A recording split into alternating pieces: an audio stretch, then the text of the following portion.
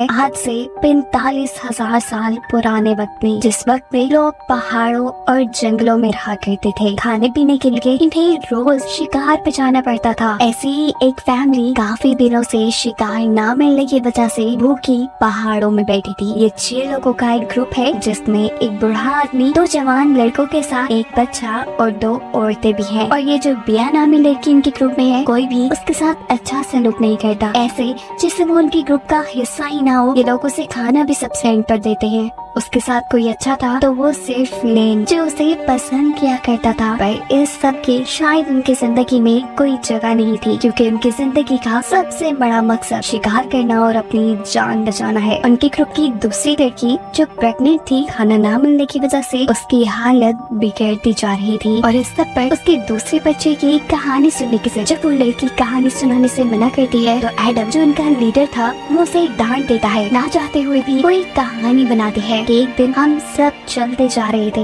Adam को कुछ नए रास्ते पता चले, जिन पे लेकर वो हमें एक ऐसी जगह आ गया जहाँ जमीन गर्म थी और शिकार करने के लिए बहुत से जानवर। इस जगह रहने में कोई मुश्किल नहीं थी। ये कहानी सुनकर उनकी फैमिली के बूढ़े इंसान को बहुत ही ज्यादा गुस्सा आ जाता है, क्योंकि वो एक झूठी कहानी थी जिससे उनके दिल में आस पैदा होती, और खुद इस बच्चे को कहानी सुनाना शुरू करता है इंसानों के एक ग्रुप की, मौसमों के साथ जिनको अपने रहने का ठिकाना बदलना पड़ता था। ऐसे उन्हें लगातार शिकार भी मिलता रहता था, लेकिन एक दिन वो ऐसी जगह पे आ गए जहाँ से उन्हें शिकार मिलना बंद हो गया। यहाँ वो रह नहीं सकते थे। उन्हें आखिर एक ऐसी जगह का पता चला जहाँ गर्म पहाड़ थे। रहने के लिए उसमें गाय जमीन भी खाना उगाती थी और वहाँ शिकार भी बहुत था। बहुत सी मुश्किलों का सामना करके, दरियाओं को पार करके जब ये लोग उस जगह पहुँचे, तो भी पता चला कि वहाँ ना तो कोई शिकार था और ना ही कोई खेत या दरा। शिकार नाम की तो दूर दूर तक कोई चीज नहीं थी। दरअसल ये आदमी अपनी ही कहानी इस बच्चे को सुना रहा था। ये कहानी सुनकर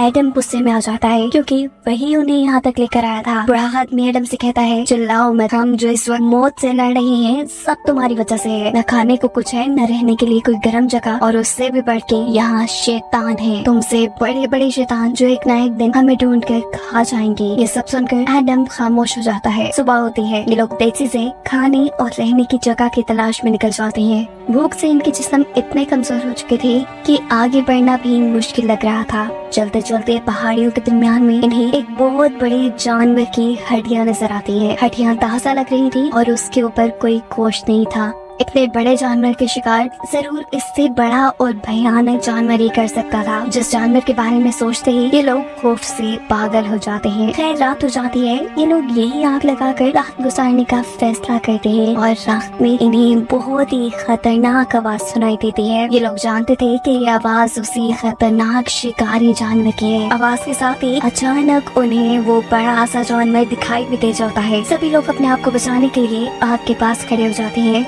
पर अचानक ही कोई अंधेरे में इनके ग्रुप के छोटे बच्चे को ले जाता है। एडम उसे बचाने के लिए जाना चाहता था, लेकिन बाकी सब उसे रोक लेते हैं, ये कहते हुए कि वो तो चला गया, लेकिन अगर तुम चले गए तो हम सब भी मारे जाएंगे। ये लोग सुबह होने का इंतजार करते हैं, और एडम सुबह होने पर बच्चे की तलाश में निकल जाता है। पाँव के निशानों का पीछा करते करते उसे रास्ते में ही एडम के कपड़े मिल जाते हैं, लेकिन कपड़ों पे खून नहीं लगा था, जिसका मतलब था कि एडम अभी जिंदा है। भागते भागते ये लोग पहाड़ियों के दूसरी तरफ जंगल के सामने पहुंच गए, और यहाँ से उन्होंने अंदाजा लगाया कि जरूर वो भयानक जानवर जंगल में रहता होगा। ये जंगल उनके लिए खतरों से कम नहीं था, लेकिन एडम अपनी पूरी फैमिली की जान दांव पे लगाते हुए अपने बच्चे को बचाने के लिए जंगल के अंदर चला जाता है। चलते चलते ये लोग जंगल में एक ऐसी जगह पहुँचे जहाँ बहुत से दरख्तों के दरमियान में हड्डियाँ ही हड्डियाँ पड़ी थी, साथ ही मरे हुए जानवरों का गोश्त। यानी ये वो जगह थी जहाँ पे वो बड़ा सा जानवर अपने शिकारों को रखा करता था। अचानक करीब से उन्हें एक बहुत ही तेज और बहुत ही भयानक आवाज सुनाई देती है। मतलब वो जानवर इनके बहुत ही करीब था। इनकी जान खतरे में थी। एडम इन सब से भागने को कहता है। तेजी से भागते हुए ये लोग उस जगह से काफी दूर तो आ गए, लेकिन अब किसी में भी हिलने तक की हिम्मत नहीं थी। शाम हो चुकी थी। बिया आग चलाने की कोशिश तो कर रही थी, लेकिन डर के मारे उससे ये नहीं हो रहा था। बेचारी इतनी मेहनत करके आग चलाती है, और बदले में उसे क्या मिलता है? इस ग्रुप का बूढ़ा आदमी उसी के ऊपर इल्जाम लगाने लगता है कि ये सब जो हमारे साथ बुरा हो रहा है ये तुम्हारी वजह से है। जरूर वो शैतान जैसा जानवर तुम्हारी ही खुशबू सूंघते सूंघते हमारे पीछे पड़ा। हालांकि बिया का तो इसमें कोई कसूर नहीं था। आग के चारों तरफ बैठ जाते हैं रात गुजारने के लिए। जंगल का अंधेरा तो पहले ही इन्हें डरा रहा था और ऊपर से उस जानवर की भयानक आवाज़ें। वो जानवर इनके बहुत करीब था। उसे डराने के लिए एडम अपना वेपन उसकी तरफ फेंकता है, लेकिन जानवर की जब कोई आवाज उन्हें नहीं सुनाई देती तो एडम समझ जाता है कि उसका वेपन उस जानवर को नहीं लगा। अब वो खुद उस जानवर को देखने के लिए अपनी फैमिली से दूर जाता है। इससे पहले कि वो इधर उधर किसी जानवर को ढूंढ पाता, एकदम से पीछे से किसी ने उसके ऊपर हमला किया और घसीटते हुए उसे ले गया। हमला करने वाला कौन था, क्या चीज थी, कुछ नहीं दिखाया गया। कुछ देर बाद जब एडम अपने ग्रुप में वापस नहीं आता तो लेन यानी उसका भाई उसे चेक करने के लिए जाता है, जहाँ जंगल के बीचों बीच उसे एडम इंतहाई जख्मी हालत में मिला था। एडम को घसीटते हुए वो उसे अपने ग्रुप के पास ले आया। उसकी हालत देखकर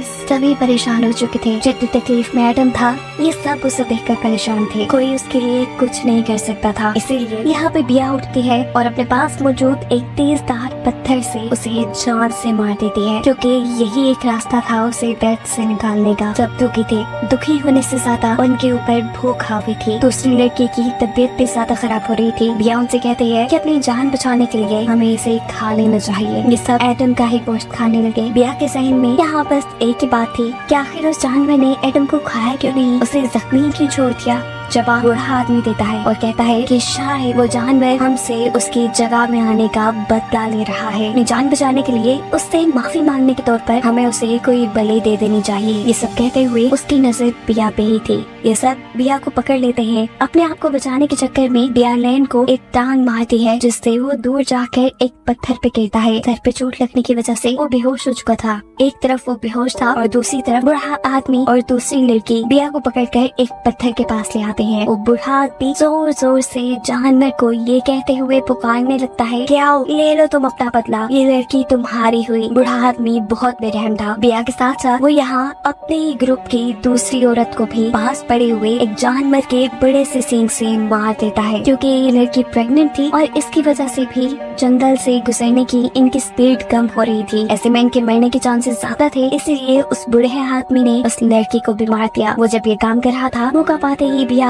उसे पाँव से पकड़ लेती है और जोर से खींच के उसे जमीन पे गिरा देती है। ऐसे में उसकी पाँव की हड्डी टूट गई, जिसकी वजह से वो चल ही नहीं पाता और अपनी जान बचाने के लिए बिया वहाँ से भाग जाती है। यहाँ कुछ घंटे बाद जैसे ही लैन को होश आता है तो उसने देखा कि उसके आसपास कोई नहीं था। वो अपनी फैमिली अपने ग्रुप को ढूंढने के लिए इधर उधर निकलता है, लेकिन जंगल में धुंध की वजह से उसे कुछ नजर नहीं आ रहा था। वो तेज से इधर उधर भागता है और यहाँ पे उसे अपने ग्रुप का बूढ़ा आदमी नजर आ जाता है। इससे पहले कि वो उसके पास जाता, पीछे से कोई उसे खींच लेता है और उसके मुंह पे हाथ रख लेता है। ये बिया थी जो उसके कान में उसे बताती है कि मैंने उस जानवर को देख लिया है, वो यही सामने है, तुम आवाज न करना वरना वो हमें खा जाएगा। ये जानवर यहाँ आगे आता है और उस मरी हुई लड़की की लाश को ले जाता है जिसे बूढ़े आदमी ने मारा था। जिसके बाद वो जानवर अब उस बूढ़े आदमी के पास आता है जो सुबह से जख्मी यहाँ पड़ा था। इस भयानक जानवर को देखकर वो बूढ़ा आदमी इतना डर गया कि यही उसकी मौत हो गई। अब ग्रुप के जो लोग जिंदा बचे थे वो सिर्फ बिया और लैन थे। अगर इन्हें अपनी जान बचानी थी तो इन्हें उस जानवर को मारना था। ये लोग एक प्लान बनाते हैं और लैन उस जानवर के लिए ट्रैप बनते हुए उसके सामने आ जाता है। ये जानवर जैसे ही उसे पकड़ने के लिए करीब आया तो पीछे से रस्सी डाल के बिया उसे पकड़ लेती है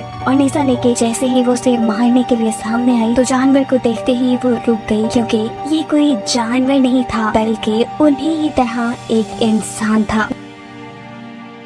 बिया उसे नहीं मारती, क्योंकि चाहे वो इंसानों की दूसरी नस्ल से थी लेकिन थी तो इंसान ही ना। वो जोर से चीख मारते हुए यहाँ से भाग जाती है और बिया और लैन दोनों ही उसका पीछा करते हैं। भागते भागते वो औरत बहुत ही दूर चली गई। बिया भी उसका पीछा कर रही थी। लैन थक जाता है और बिया को भी रोकता है अपने पास। कुछ देर बाद वो लैन से कहते हैं हमें उसके पाँव के निशानों का पीछा करना चाहिए, लेकिन लैन कहता है क्या फायदा होगा इससे, वो भी तो हमारी ही तरह इंसान है।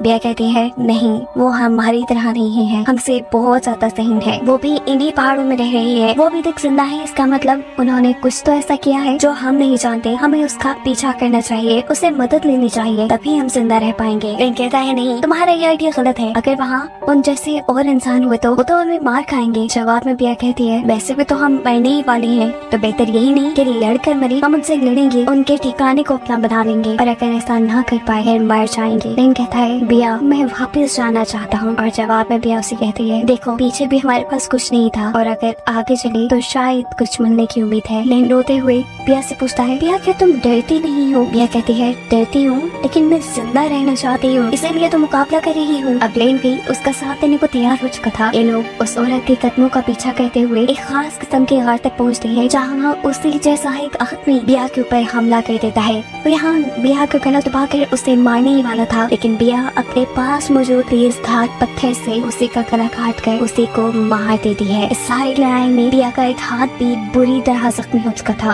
अब वो इस घाट के अंदर आगे बढ़ते हैं और अच्छी बात ये थी कि इस घाट के अंदर इन्हें अपने ही ग्रुप का एक बच्चा भी मिल चुका था, जिससे पहले ही दिन इन्हें इंसानों ने किडनैप किया था। इससे पहले कि बिया इस बच्चे से बात कर पाती, यहाँ पे वही औरत आ जाती है जिसके कदमों का पीछा करते करते ये लोग यहाँ तक पहुँचे थे। बिया घबरा जाती है, लेकिन फिर भी अपने इमोशंस पे काबू पाते हुए वो मिसाल हाथ में पकड़े उस औरत से लड़ने के लिए तैयार थी। इससे पहले कि ये लोग यहाँ लड़ते, पीछे पीछे लेन भी आ जाता है। लेन को एक मिनट के लिए समझ नहीं आया कि यहाँ हो क्या रहा था। इससे पहले कि वो कुछ समझने की कोशिश करता, औरत यहाँ अपने बड़े से वेपन से लेन को ही मार डालती है। जितने में वो ये काम कर रही थी, अपनी जान बचाने के लिए यहाँ पड़ी जानवरों की खालों में आग लगा देती है और खुद इस गार के ऊपर वाले रास्ते से बाहर निकल आते हैं। गार में धुआं जमा हो गया था, आग जल रही थी, जिसमें लेन तो मर जाता है, लेकिन अभी वो औरत जिंदा थी। इससे पहले वो मर जाती, वो भी उसी रास्ते से बाहर निकलने की कोशिश करती है जिस रास्ते से बिया और वो बच्चा बाहर निकले, लेकिन साइज में बड़ा होने की वजह से उसे यहाँ से निकलने में मुश्किल हो रही थी। ये बच्चा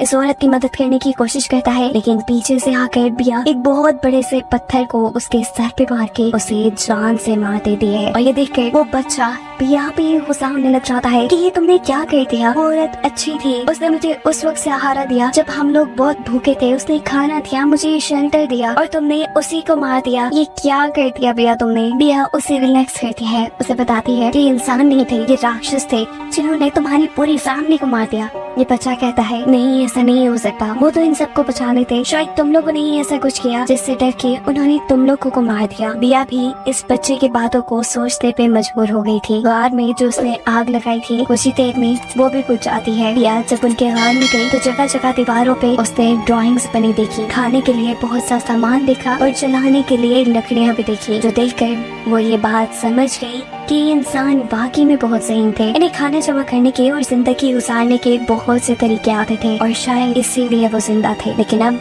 बिया उन्हें मार चुकी थी। जिंदा जो बचे थे वो यहाँ पर बिया और वो लड़का जो आज के बाद से यहाँ रहने वाले थे। और इन्हीं को दिखाते हुए ये कहानी यहाँ खत्म हो जाती है।